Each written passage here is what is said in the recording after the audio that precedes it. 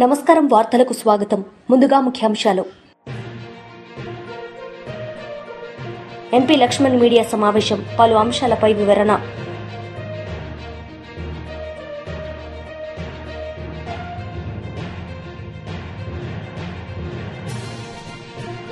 మాజీ మంత్రి బుగ్గన రాజేంద్రనాథ్ మీడియా సమావేశం, పలు అంశాలపై వివరణ.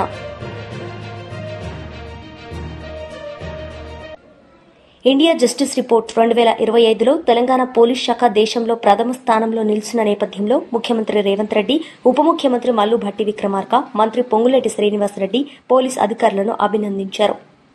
వైఎస్ఆర్సీపీ తెగువ ఎలా ఉంటుందో రాష్ట్రానికి మీరు చూపించారని మాజీ సీఎం జగన్ అన్నారు. ఈ సందర్భంగా ఆయన మాట్లాడారు.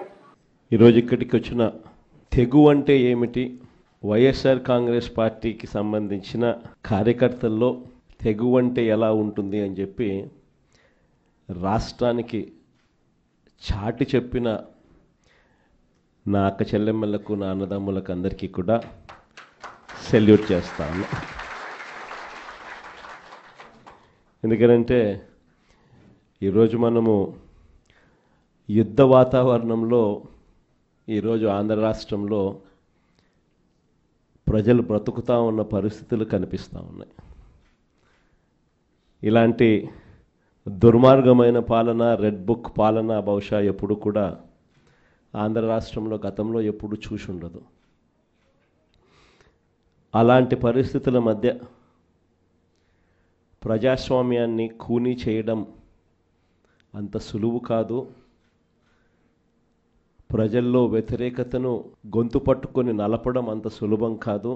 ఇచ్చిన మాటను, మేనిఫెస్టోలో చెప్పిన మాటలను నిలబెట్టుకోకపోతే నీ తోలు తీస్తాం అని చెప్పగలిగిన సత్తా వైఎస్ఆర్సీపీకి ప్రతి గ్రామం నుంచి ఆ కార్యకర్త లేస్తాడు అని చెప్పి చాటి చెప్పాం. మీ తెగువకు మరొక్కసారి సెల్యూట్ చేస్తూ అడుగులు కార్యక్రమాన్ని ముందుకు తీసుకొని పోతా ఉన్నాం. ఆశ్చర్యం కలిగించే విషయాలు. ఎందుకనంటే ఎక్కడ కూడా ఈ జరిగే ఈ ఎన్నికల్లో తెలుగుదేశం పార్టీకి ఎక్కడ కూడా బలం లేదు. ప్రజలు ఓట్లు వేసిన పరిస్థితుల మధ్య వైఎస్ఆర్ కాంగ్రెస్ పార్టీ జెండా మీద, వైఎస్ఆర్ కాంగ్రెస్ పార్టీ గుర్తు మీద గెలిచిన సభ్యులు ప్రతి చోట చూస్తే అసలు తెలుగుదేశం పార్టీ ఎందుకు పోటీ పెడతా ఉంది అని చెప్పి ఎవరికైనా కూడా ఇట్టే అర్థమవుతుంది. ఇక తిరుపతి రూరల్కి సంబంధించి చంద్రగిరి నియోజకవర్గంలో, అంటే చంద్రబాబు నాయుడు సొంత నియోజకవర్గం, చంద్రబాబు నాయుడు ఇల్లు ఎక్కడుందంటే ఇక్కడే, ఇదే చంద్రగిరి నియోజకవర్గంలోనే చంద్రబాబు నాయుడు ఇల్లు. ఆయన మొట్టమొదటిసారిగా చంద్రబాబు నాయుడు గెలిచిందే ఇక్కడే, మళ్ళీ ఓడిపోయింది కూడా ఇక్కడే. అక్కడ బీసీలు డామినెంట్గా ఉన్న ఆ ఏరియాలో బీసీలకు ఇచ్చి సామాజిక వర్గాన్ని పైకి తీసుకొని రావాలి అని చెప్పి ఎవరైనా చూస్తారు. కానీ అక్కడ బీసీలు ఎక్కువగా ఉన్నారు, వాళ్ళల్లో ఆర్థిక స్థితిగతులు సరిగ్గా ఉండవు. కాబట్టి ఈయనైతే ఆర్థికంగా సౌండ్గా ఉంటాడు, బీసీలను ఎప్పుడు కూడా తొక్కి పెట్టచ్చు అని చెప్పి అక్కడికి పోయి అక్కడ పాగా వేసినాడు. నిజంగా ఏ తెలుగుదేశం కార్యకర్త కూడా ఇళ్ళకి వెళ్ళి వాళ్ళ గ్రామాలలో వాళ్ళు తిరుగుతూ వాళ్ళ గ్రామాలలో ఉన్న ప్రజల ఇళ్ళకు వెళ్ళి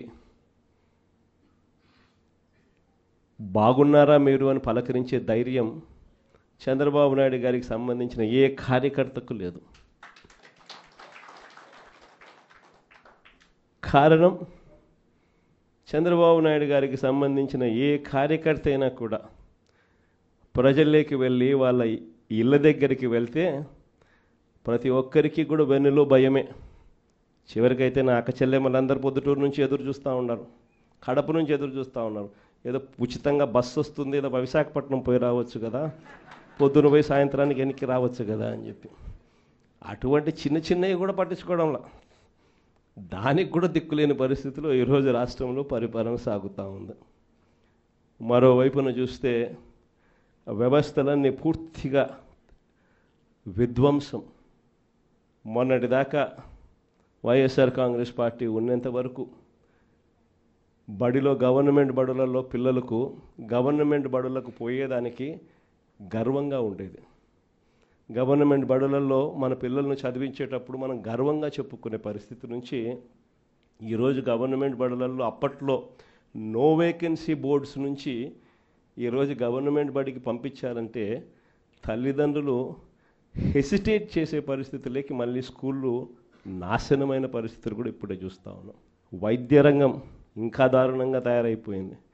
ఈరోజు ఎవరికైనా ఆరోగ్యం బాగోలేక వేమూరి ఆనంద్ సూర్య మీడియా సమావేశం. ఈ సందర్భంగా పలు అంశాలపై ఆయన మాట్లాడారు. అధికారులు గాని చాలా రకరకాలుగా జగన్మోహన్ రెడ్డిని ప్రసన్నం చేసుకోవటం కోసం అనేక రకాలుగా ప్రజా వ్యతిరేక కార్యక్రమాలకు పాల్పడినటువంటి విషయాన్ని మనందరం కూడా గుర్తుంచుకోవాల్సినటువంటి అవసరం ఉంది. మీ అందరికీ తెలుసు, మరి ఒక మహిళా డాక్టరు, సినిమా నటి మరి తీసుకొచ్చి బొంబాయి నుంచి తీసుకొచ్చి ఆమెని అనేక రకాలుగా చిత్రహింసలకి పాల్పడేలాగా వర్క్ చేసినటువంటి వ్యక్తులు కొంతమంది ఐపీఎస్ అధికారులు ఉన్నారు.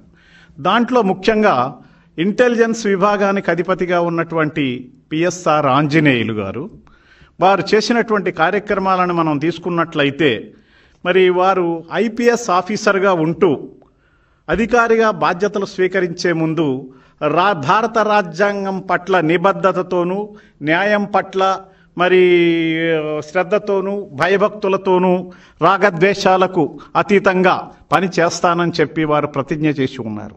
అవన్నీ కూడా పక్కన పెట్టేసి ఈ రోజున తన ప్రభువు ప్రాపకం కోసం, ప్రభు అంటే జగన్మోహన్ రెడ్డి, ప్రాపకం కోసం ఎవరైతే జగన్మోహన్ రెడ్డి మంత్రిగా ఉన్నాడో ఒక పారిశ్రామికవేత్తతో స్నేహితత్వంతో ఉన్నటువంటి వ్యక్తి, ఆ వ్యక్తి మరి తన యొక్క ఈ కాదంబరి జత్వాని ఏదైతే తనకు ఇబ్బంది కలిగించినటువంటి వ్యక్తి సజ్జన్ జిందాల్ మీద కంప్లైంట్ చేస్తే బొంబాయిలో, ఆ కంప్లైంట్ అట్లా ఉండగా అతను ముఖ్యమంత్రిగా ఉన్నటువంటి జగన్మోహన్ రెడ్డితో కలిసి ఈమె మీద, కాదంబరి జత్వాని మీద కుట్రపూరితమైనటువంటి కంప్లైంట్లు తీసుకొచ్చి ముందుగానే కేసుని ఎలా అరెస్ట్ చేయాలని గ్రౌండ్ ప్రిపేర్ చేసుకుని దాని మీద కంప్లైంట్ లేకుండానే ప్రిపేర్ చేసుకున్న తర్వాత కంప్లైంట్ తీసుకుని హుటాహుటిన బొంబాయి పోయి ఆమెను తీసుకొచ్చి 40 రోజులు చిత్రహింసలకు గురిచేసి ఒక మహిళను అమానవీయంగా, శారీరకంగా, మానసికంగా మరి చిత్రహింసలు పెట్టినటువంటి ఒక నీచ స్వభావం కలిగినటువంటి ఐపీఎస్ అధికారి పిఎస్ఆర్ ఆంజనేయులు. అటువంటి ఆంజనేయులు ఆ పార్టీకి ఉన్న నైతిక విలువలు ఏంటో అర్థం కావట్లా. అటువంటి వ్యక్తిని వెనకేసుకొస్తోంది వైఎస్ఆర్సీపీ పార్టీ. అంటే వైఎస్ఆర్సీపీ పార్టీ పూర్తిగా ప్రజల ధన మాన ప్రాణాలతో ఆటలాడుకోవటమే ఆ యొక్క వైఎస్ఆర్సీపీ నైజం అనేది గత 5 సంవత్సరాలుగా మనం చూస్తూనే ఉన్నాం, ఇప్పుడు కూడా చూస్తూనే ఉన్నాం. అటువంటి వ్యక్తుల నుంచి మరి ఇంకా వైఎస్ఆర్సీపీ పార్టీలో ఎవరో కొంతమంది మంచి వాళ్ళు ఉండొచ్చు, వాళ్ళని కూడా ఇబ్బంది పెట్టేటటువంటి పరిస్థితిలో ఈనాడు ఎమ్మెల్యేలు, గతంలో మంత్రులు, వాళ్ళందరూ కూడా వైఎస్ఆర్ పార్టీలో జగన్మోహన్ రెడ్డి యొక్క ఆలోచనలతో పనిచేసినటువంటి వాళ్ళందరూ తప్పుల్లో ఇరుక్కుని ఈనాడు అరెస్టులు అవ్వటం జరుగుతోంది. అంటే అల్టిమేట్గా జగన్మోహన్ రెడ్డిని కానీ ఆనాడు వారి తండ్రి పాలనలో, వైఎస్ఆర్ పాలనలో కానీ అధికారులందరూ, ముఖ్యంగా అధికారులు, మంత్రులు, ఎమ్మెల్యేలు కూడా వాళ్ళు చేసిన తప్పులన్నీ ఒకటి రావటంతో వాళ్ళు అరెస్ట్ అవుతున్నటువంటి సంగతి, వాళ్ళందరూ జైలు పాలవుతున్న సంగతి మనం చూసాం. ఐఏఎస్ అధికారులు కానీ, ఐపీఎస్ అధికారులు కానీ ఈ రకంగా మరి రాజ్యాంగానికి పరిమితికి లోబడి పని చేస్తామని ప్రతిజ్ఞ చేసినటువంటి పెద్ద పెద్ద ఐఏఎస్ ఐపీఎస్ అధికారులందరూ కూడా ఒక ప్రాపకానికి, ఒక దుష్టుడి పాలనలో ఉంటూ ఆ దుష్టుడికి మరి సలాం కొడుతూ ఈనాడు రాష్ట్రాన్ని, మరి పేద ప్రజానీకాన్ని అణిచివేసినటువంటి పరిస్థితి మనం చూస్తూ ఉన్నాం. జగన్ రెడ్డి ప్రభుత్వ విధానాలకు విసిగిపోయి తమ హక్కుల కోసం గొంతెత్తిన ఉద్యోగులు, కార్మికులు, ఉపాధ్యాయులు ఇలా ఎంపీ లక్ష్మణ్ మీడియా సమావేశం నిర్వహించారు. ఈ సందర్భంగా పలు అంశాలపై ఆయన మాట్లాడారు. ఎక్స్ప్లాయిట్ చేస్తున్నదని, అంతేకాకుండా భారతీయ జనతా పార్టీ ప్రజల మధ్య విభజన, అపనమం తీసుకొచ్చే ప్రయత్నాలకు పూనుకుంటుందని చెప్పి వారు ప్రస్తావించారు. అంతేగాని పహల్గాం ఉగ్రదాడి దేశవ్యాప్తంగా కూడా ఆవేశాలు వ్యక్తమవుతూ ఉంటే, భారతీయుల యొక్క రక్తం మరిగిపోతూ ఉంటే, కాంగ్రెస్ మాత్రం దీని యొక్క ఉగ్రదాడిగా కాకుండా రాజకీయ ప్రయోజనాల కోణంలో పొలిటికల్ పాయింట్స్ గెయిన్ చేసే విధంగా ఒక ఈవెంట్గా దాన్ని పరిగణించడం చాలా దురదృష్టకరం. దీన్ని నేను తీవ్రంగా ఖండిస్తా ఉన్నాను. ఇది కాంగ్రెస్ దివాలు కోరుతనానికి పరాకాష్ట. స్వయంగా మేము గత 3 రోజులుగా శ్రీనగర్లో, కాశ్మీర్లో ఎంపీలందరం కూడా పార్టీలకు అతీతంగా పిఏసీ మీటింగ్లో భాగంగా అక్కడ మేము కొన్ని పర్యటనలు చేసినప్పుడు ఎంపీలందరూ కూడా తమ ఆశ్చర్యాన్ని వ్యక్తపరిచారు.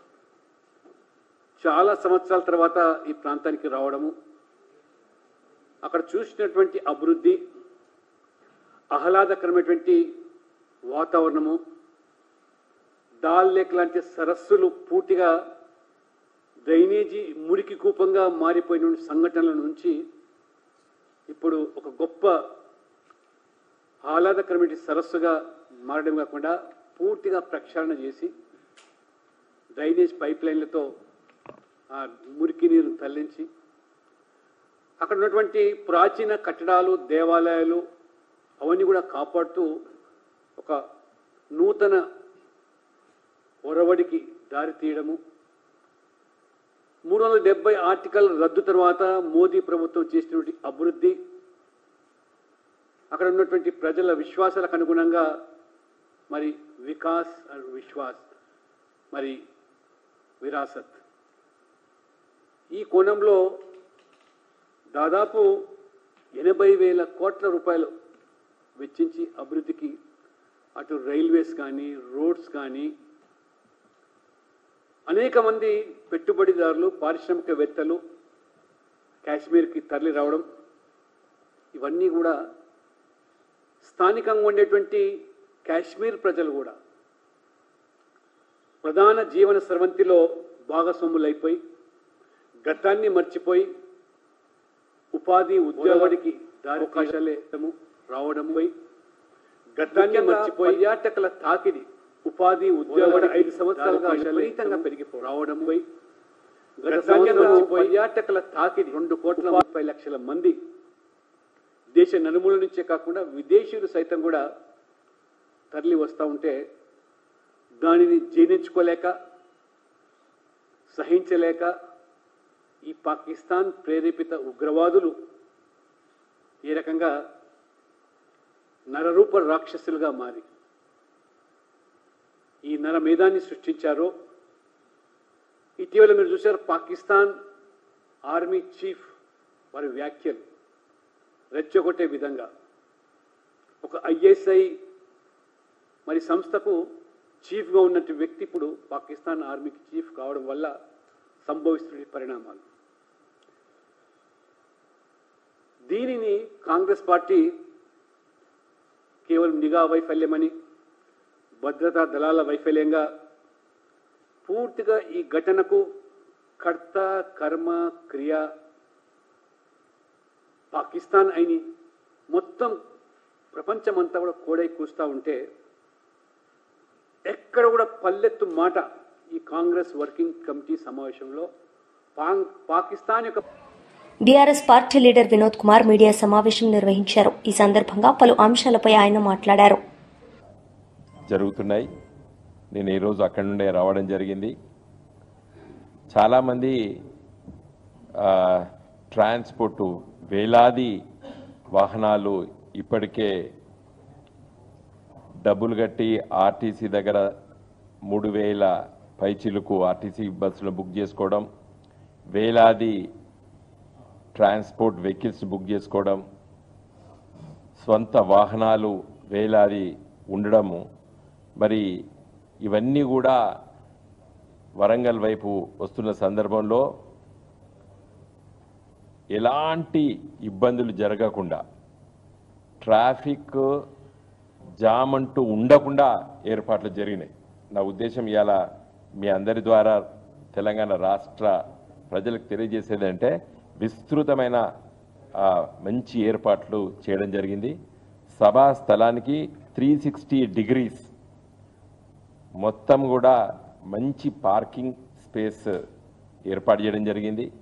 ఎటువైపు నుండి వచ్చేటువంటి వాహనాలకి అటువైపే వాహనాలు నిలుపుదల చేసుకొని దిగి సభా స్థలానికి దగ్గరగా సమీపంలో కూడా మరి నడిచి వచ్చి సమావేశంలో పాల్గొనేటువంటి ఒక మంచి ఏర్పాటు చేయడం జరిగింది. ఎందుకంటే మేము ఎన్నో సభలు పెట్టాం. ఒక్కొక్క సభలో వచ్చినటువంటి అనుభవాలతోని ఈ సభ ఏర్పాట్లు చేశాం. అంటే ఎలాంటి ఆటంకాలు జరగకుండా మరి వచ్చేటువంటి రహదారులు, ఈ సభా స్థలానికి వచ్చే రహదారులన్నీ కూడా మంచి రహదారులు, జాతీయ రహదారులు, మంచిగా వాహనాలు కూడా ఎలాంటి స్పీడ్ లిమిట్ లేకుండా కూడా ట్రావెల్ చేయొచ్చు. అక్కడ దగ్గర ఉన్నటువంటి వాటికన్నిటి కూడా ఆ రోడ్స్ నుండి దిగేటువంటి ఏర్పాట్లు కూడా మరి మా నాయకత్వం సూచనల మేరకు అన్ని ఏర్పాట్లు చేశాం. కాబట్టి ఈ సభా స్థలానికి చేరుకోవడానికి ఇబ్బంది అసలుకే ఉండదు. ఎందుకంటే కొంతమంది ఏమైనా ఇబ్బంది ఉంటుందని చెప్పి మీమాంసపడాల్సిన అవసరం లేదు. నేరుగా సభా స్థలానికి చేరుకోవచ్చు. కేసీఆర్ గారిని డైరెక్ట్గా మరి చూసి వారి ఇచ్చేటువంటి మంచి మరి ఈ సభలో పాల్గొని కేసీఆర్ గారి ఉపన్యాసాన్ని, వారు ఇచ్చేటువంటి సందేశాన్ని మనం అందరం కూడా మంచిగా వినొచ్చు. ఈ సభ దిగ్విజయం చేసుకోవాల్సిన బాధ్యత తెలంగాణ ప్రజల మనపైన ఉన్నది. ముఖ్యంగా టీఆర్ఎస్ శ్రేణులపైన, బీఆర్ఎస్ శ్రేణులపైన ఉన్నది. ఎందుకంటే ఈ పార్టీ మనం ఆవిష్కరించుకున్నప్పుడు తెలంగాణ తెస్తామని చెప్పినాం. మన నాయకుడు కేసీఆర్ గారి నాయకత్వాన తెలంగాణ సాధించినాం. వారు ఏ రోజైతే 2001 ఏప్రిల్ 27వ తారీఖు నాడు చెప్పినరో, ఏ మాటలు చెప్పినరో అవన్నీ కూడా అమలైపోయినాయి. తెలంగాణ తెస్తాము అని చెప్పిండు, తెచ్చి చూపించిండు. అదేవిధంగా తెలంగాణ వచ్చిన తర్వాత దీన్ని గొప్ప రాష్ట్రంగా తీర్చిదిద్దుతామని చెప్పినాం, గొప్ప రాష్ట్రంగా తీర్చిదిద్దినాం. ప్రజాస్వామ్యంలో కూడా గెలుపు ఓటములు సహజం. కానీ ఈ కాంగ్రెస్ పార్టీ ప్రజల్ని మభ్యపెట్టి, మోసం చేసి, మోసపూరితమైన వాగ్దానాలు చేసి, ముఖ్యంగా నేటి ముఖ్యమంత్రి రేవంత్ రెడ్డి గారు చేసినటువంటి వాగ్దానాలు ఒక్కటి కూడా అమలు చేయలేదు. ఇలా ప్రజలు చాలా ఆగ్రహంతో ఉన్నారు. 6 గ్యారెంటీలు అమలు చేయలేదు, చెప్తా ఉన్నది ఒక మాట చేయలేదు. ఉన్న తెలంగాణ అభివృద్ధి వైపు దూసుకెళ్తున్న తెలంగాణకి ఈరోజు మరి దురదృష్టవశాత్తు మాజీ మంత్రి బుగ్గన రాజేంద్రనాథ్ మీడియా సమావేశం నిర్వహించారు. ఈ సందర్భంగా పలు అంశాలపై ఆయన మాట్లాడారు. అసలు ఒకరేమో 14 లక్షల కోట్లండ్రి, ఒకరేమో 13 లక్షల కోట్లండ్రి, ఒకరేమో 12 లక్షల కోట్లండ్రి. ఎవరి నోటికి ఏదొస్తే అది. మా పక్క ఏమంటుండదు తెలిసిన, రాయలసీమలో మట్కా నంబర్లు అంటున్నారు. ప్రజలు ఎన్నికలప్పుడు ఇది ఏమో అని అనుకున్నారు. ఇప్పుడు అందరూ కూడా గమనించుకున్న తర్వాత, ఎందుకంటే ప్రభుత్వంలో ఉన్న ఎవరైతే బాధ్యత గల మనుషులో వాళ్ళే చెప్తున్నారనమాట ఏది ఎంత అనేది. ఏం సార్ ఇది మట్కా నంబర్ల మాది చెప్తున్నారు, ఇంత అన్యాయంగా అని చెప్పి ప్రజలు అంటున్నారు. ఈరోజు ఇప్పుడు ఒక వ్యక్తికి జీవితకాలం అంతా అబద్ధాలు చెప్పొచ్చు, అవాస్తవాలు చెప్పొచ్చు, అందరికీ ఒక్కసారి చెప్పొచ్చు. అందరికీ జీవితకాలం అంతా చెప్పలేము కదా. ఈరోజు ప్రజలందరూ కూడా గమనిస్తూ ఉన్నాం. వాస్తవానికి ఏమి, రాష్ట్రము పునర్వ్యవస్థీకరణ జరిగినప్పుడు, ఆంధ్ర రాష్ట్రం ఏర్పడినప్పుడు, విభజన జరిగినప్పుడు 1 లక్ష ఇంచుమించు 1,40,000 కోట్లు అప్పు ఉండగా 2014 నుంచి 19 అప్పటి కూటమి ప్రభుత్వము, పాత కూటమి వాళ్ళు ఎంత చేసినారు అప్పు, 2,50,000 కోట్లు దానికి కలిపినారు. అంటే ఏ శాతంలో పెరిగినారు? సంవత్సరం మీద సంవత్సరం ఇంచుమించు 22.5%. అంటే సంవత్సరం మీద సంవత్సరం 22.5% పెరిగింది. మార్చు 2024 నాటికి తీసుకుంటే, అంటే 2019 నుంచి 2024 వరకు వైఎస్ఆర్ కాంగ్రెస్ పార్టీ ప్రభుత్వం దిగిపోయే నాటికి 5 సంవత్సరాలు ఎంత అప్పు చేసిండేది? కేవలం 3,32,500 కోట్లు మాత్రమే. 3,32,500 కోట్లు మాత్రమే. అంటే ఏ శాతంలో? సంవత్సరం మీద సంవత్సరం 13.5% మాత్రమే పెరిగిండేది. అంటే పాత కూటమి 2014-19 పాత కూటమి 22.5% పెరిగితే అప్పు సంవత్సరం మీద సంవత్సరము, వైఎస్ఆర్ కాంగ్రెస్ పార్టీ ప్రభుత్వం మాత్రము 13.5% పెరిగినది. ఏది? కోవిడ్ కలుపుకొని. కోవిడ్ వలన విపరీతమైన ఖర్చులు, విపరీతమైన రాబడి తగ్గిపోవడము, అతలాకుతలమైన పరిస్థితులు కూడా అంతే జరిగిండేది. కానీ అప్పు అప్పు అప్పు అప్పు అని చెప్పి చెప్తారు. ఇది కాక సంపద సృష్టి అంటారు. పోనీ అనుభవం కదా అని అందరూ అనుకున్నారు. ఈరోజు సంపద సృష్టి చూసినట్లయితే ఒక దాదాపు ఫిబ్రవరి వరకు, ఎందుకంటే మార్చి ఇంకా పూర్తి వచ్చిండవు కాబట్టి 2025 ఫిబ్రవరి వరకు, అంటే కొత్త కూటమి ప్రభుత్వం ఏర్పడిన తర్వాత 2024 ఏప్రిల్ నుంచి చూసుకుంటే ఎంత ఉందండి? రాష్ట్రానికి పన్ను ఆదాయం వచ్చేసి వైఎస్ఆర్ కాంగ్రెస్ పార్టీ ప్రభుత్వం దిగిపోయిన నాటికి పాత సంవత్సరం, అప్పుడు కూడా ఫిబ్రవరి వరకే తీసుకోవడం, ఎందుకంటే యాపిల్ బీజేపీ మాజీ ఎమ్మెల్యే ఎన్వీఎస్ఎస్ ప్రభాకర్ మీడియా సమావేశం నిర్వహించారు. ఈ సందర్భంగా పలు అంశాలపై ఆయన మాట్లాడారు. స్పందించి రకరకాలుగా నిరసనలు తెలియజేస్తూ భారత్ మరింత కటువుగా వ్యవహరించాలని చెప్పని కోరుతున్నటువంటి తరుణంలో కేంద్ర ప్రభుత్వం ప్రాథమికంగా కొన్ని కఠిన నిర్ణయాలు ప్రకటించినటువంటి విషయాన్ని మనం చూసాం. తప్పకుండా దీనికి మూల్యం ఈ ఉగ్రవాదాన్ని ప్రేరేపించిన సంస్థలు, వ్యక్తులు, పొరుగునున్నటువంటి దేశాలు తప్పక చెల్లించవలసి వస్తుందని చెప్పని కూడా భారత ప్రజలందరూ కూడా భావిస్తున్నారు. ఇకపోతే హైదరాబాద్ మహానగరంలో ఎన్నో సందర్భాల్లో సంఘటనలు జరిగిన తర్వాత కళ్ళు తెరవటం కాకుండా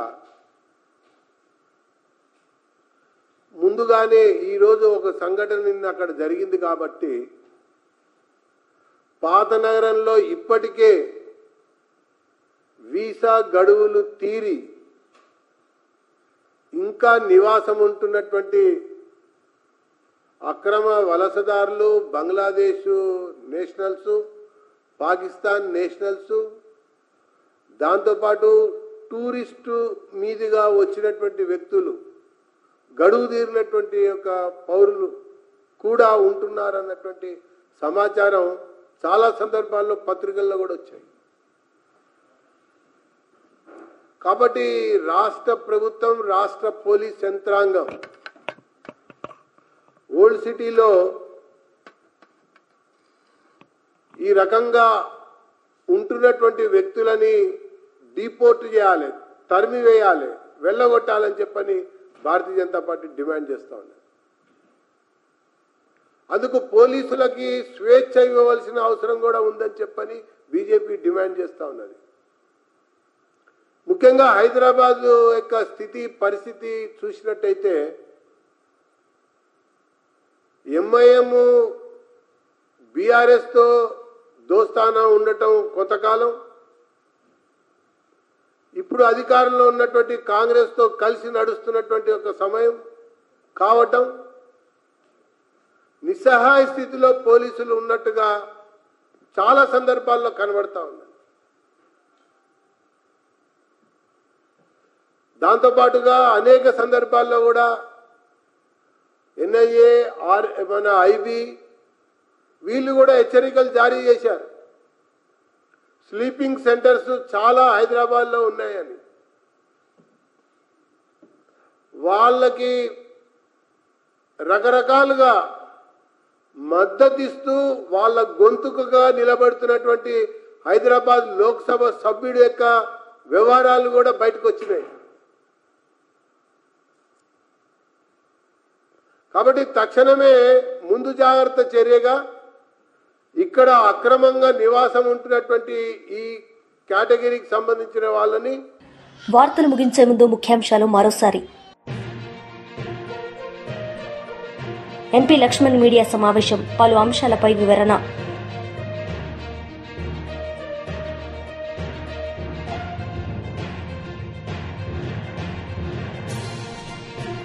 మాజీ మంత్రి బుగ్గన రాజేంద్రనాథ్ మీడియా సమావేశం, పలు అంశాలపై వివరణ. ఈ వార్తలు ఇంతటితో సమాప్తం. తిరిగి ప్రసారమయ్యే వార్తల్లో మళ్ళీ కలుద్దాం. అంతవరకు సెలవు. నమస్తే.